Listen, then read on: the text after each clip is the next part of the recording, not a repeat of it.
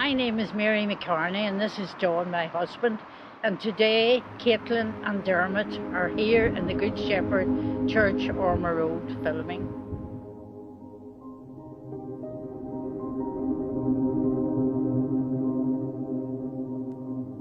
Today we're at Good Shepherd Church on Ormer Road in Belfast. For another episode of Understanding the Mass. The Good Shepherd sisters and community used this church for almost 60 years, but by the 1970s the parish church had become too small for the increase in population. So it was an obvious choice to move here. Throughout the Mass, the congregation will sit, stand and kneel. So why do we do it? Understanding the Mass will explore all different aspects of Mass in the Catholic Church. All the different elements and stages that come together to make Mass what it is. Each week we are really lucky because we are joined by the amazing Father Michael Sheehan, the parish priest of Drumbo and Carryduff. Father Michael is extremely knowledgeable and hopefully he can answer some of our questions and give us a greater understanding of the Mass. So Father, why do we sometimes sit, sometimes stand and sometimes kneel in Mass? There are a lot of different postures that we take up in prayer, but sometimes my sister-in-law is from the Presbyterian tradition, and they would often ask you go in and you're not sure if you're standing, sitting, kneeling, back up again, sitting down again. But as I said, it's just a whole exercise program to keep you awake. It's an exercise program to keep you fit, but more spiritually fit than physically fit. But the real reason is that we are called to pray with our whole bodies, in the sense that we use our whole body. The traditional stance for a Christian before God is to be able to stand. That whole thing of where Jesus teaches us to call God Father. So we're supposed to stand tall in the presence of God because we are made in the image of God and because we are baptized and incorporated into the life of God. And other times we sit simply because we sit just to hear. So we generally would sit for the liturgy of the Word. We stand for the Gospel because it's of particular importance. We would sit for some of the prayers and stand for other prayers. And mainly when we kneel, it's normally as you come towards the central point of the Eucharistic prayer around the consecration, even prior to that. We stand for the Lord's Prayer. Again, it's the position of a Christian to stand tall in the presence of God. And kneeling is just a form of adoration or prayer.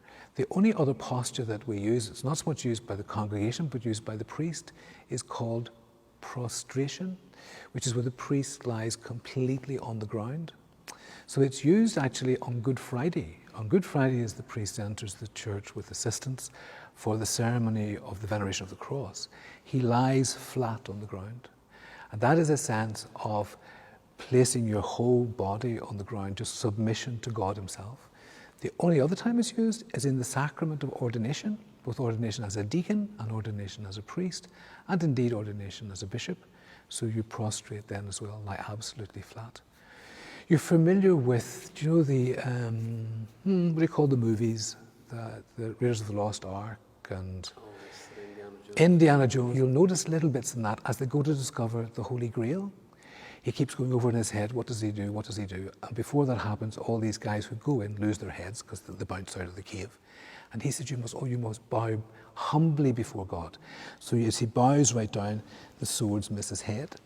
And that is all part of the sense of posture. You bow before God, you bow low before God, you prostrate before God. It's bringing into account that whole sense of wonder and awe in the presence of God, but it also involves the sense of standing because we are children of God, so it involves that sense too. So it's that whole broader context of what we do. I suppose we don't really give it a lot of thought. People just say you stand, you kneel, you sit, but it's that whole tradition of being linked and using our whole body in prayer. In some traditions you will find, maybe like the Benedictine monks and some of the monasteries and in closed orders, they would use that a lot. Often in choir, this used to be a choir chapel for the sisters of the Good Shepherd. At the Glory be to the Father, they will always bow. In the Creed, when we say that we believe in God and the Incarnation, we bow as well at that point too. And in some parts, twice I think in the year, we actually genuflect at the Word was made flesh.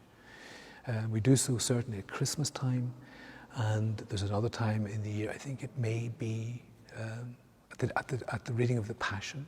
When Christ dies, it's not in the Creed, we also kneel for that sense too. So that's where part of the whole sense of posture comes. But it does keep you awake. Today we've had a great experience exploring the Good Shepherd Church in the parish of Holy Rosary. We hope you now have clarity on why we do what we do during the Mass. Thank you for watching this episode of Understanding the Mass. Be sure to like, share and subscribe.